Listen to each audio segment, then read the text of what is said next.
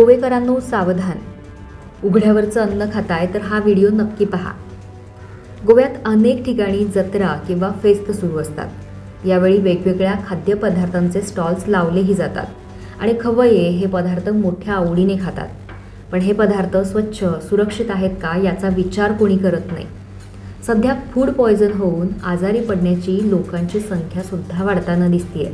तर दुसरीकडे गोव्यातील अन्न आणि औषध प्रशासन मागील काही दिवसांपासून ॲक्शन मोडमध्ये आहे। अस्वच्छ पद्धतीने केल्या जाणाऱ्या खाद्यपदार्थ स्टॉल्सवर प्रशासनानं कारवाईचा बडगा उगारलाय।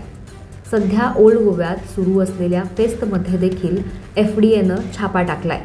यामध्ये काही स्टॉल्सवर अस्वच्छ अन्न विकलं जात असल्याचं समोर आलंय।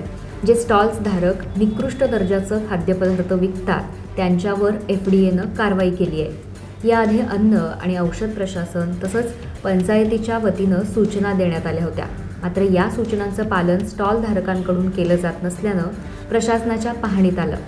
बिर्याणी, चाट, बर्फाचे गोळे, सरबत, कबाब यासारख्या स्टॉल्स धारकांनी स्टॉलवरती अस्वच्छता आणि आरोग्यदायी खाद्यपदार्थांची योग्य काळजी घेतली नसल्याचं समोर आलंय। यामध्ये FDAनं 13 स्टॉल्सवरती कारवाई करत स्टॉल्स बंद केले आहेत।